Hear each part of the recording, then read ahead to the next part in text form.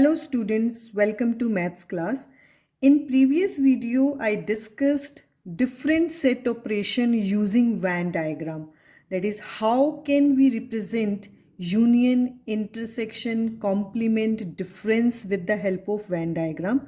Now in this video, I want to discuss one practical problem using Venn diagram. That means how can we solve some of the problems with the use of Venn diagram. So for this, I have taken one question.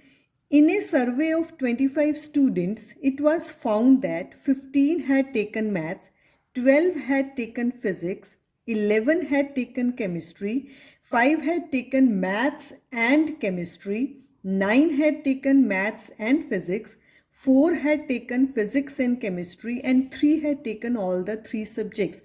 And based on this data, we have to find out all these questions. Only chemistry students, physics and chemistry, but not math students. Only one of the subjects, only 2 subjects, at least one of the 3 subjects, and none of the subject. So in this data, see it clearly, 15 had taken maths. What does this mean? It doesn't mean that is only this 15 students had taken only math. Some of the students are there in this, that is that had taken maths and physics. Some of the students are there that had taken maths and chemistry, and some of the students are there that had taken maths, physics and chemistry. So in the same way, we have 11 had taken chemistry. It doesn't mean that is the 11 student had taken only chemistry. Some of the students are there in this chemistry student. Some have taken chemistry and maths. Some had taken chemistry and physics, and some had taken all the 3 subjects. So we have to represent this data using Venn diagram. And how can we solve this question with the help of Venn diagram? Now look at here a Venn diagram in front of me. Here this rectangle part, this will represent a universal set, and these 3 circles represent here the circle for math students, physics students and chemistry student. M is for maths, P is for physics, and C is for chemistry students. Now see here, this math student circle is divided into so many parts, 1, 2, 3, 4. These portion represent the student that have only math. This portion represent the students that have maths and physics but not chemistry. These are the students that have taken maths, physics and chemistry, and these are the students that had taken maths and chemistry but not physics.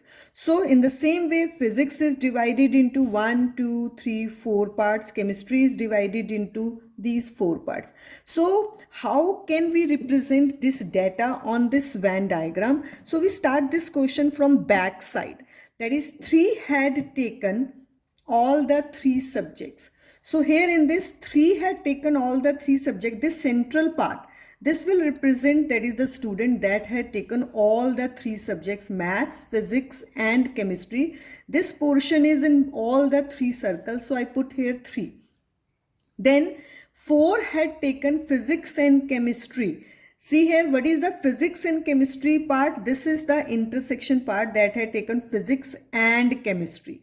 And that had 4 students, but I have put here 4. Then this will become 4 plus 3, 7. So total 4 students are there. So 3 students had taken physics and chemistry along with maths. And we have left with 1 student that had taken only physics and chemistry. Same here, in this I have this, that is the 9 student had taken maths and physics. Maths and physics, total 9 students. The 3 students had taken maths, physics and chemistry. So I have left with 6 students that had taken only maths and physics, not chemistry.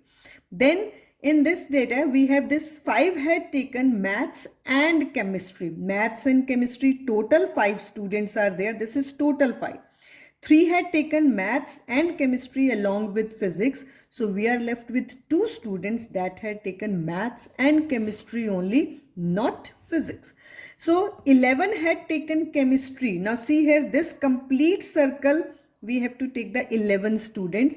Out of this 11 student, 2 had taken maths and chemistry only, 1 had taken physics and chemistry, 3 had taken maths, physics and chemistry. So we are left with 2 plus 3, 5 plus 1, 6, and total students we have 11. So we are left with 5 students that had taken only chemistry. Then we have this 12 had taken physics. So 6 plus 3, 9 plus 1, 10. So we are left with, that is 2 students that had taken only physics. 6 students maths, physics, but not chemistry. 1 student physics, chemistry, but not maths. In the same way, 15 students had taken maths. So 6 plus 3, 9 plus 2, 11. So we are left with 4 students that had taken only maths. So we represent this data on this Venn diagram structure. So now what are the questions? Only chemistry students. So see here, with the help of Venn diagram, you can easily assess 5 students are there that had taken only chemistry. So only chemistry students we have 5. Then we have physics and chemistry, not maths. So look at this data, physics and chemistry, these are the total students, but not maths. So we have only 1 student is there that have physics and chemistry but not math. And if it is asked, find the number of students that has maths and physics but not chemistry, then we have 6 students.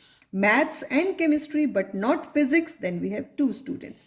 Only one subject means only math, only physics, only chemistry.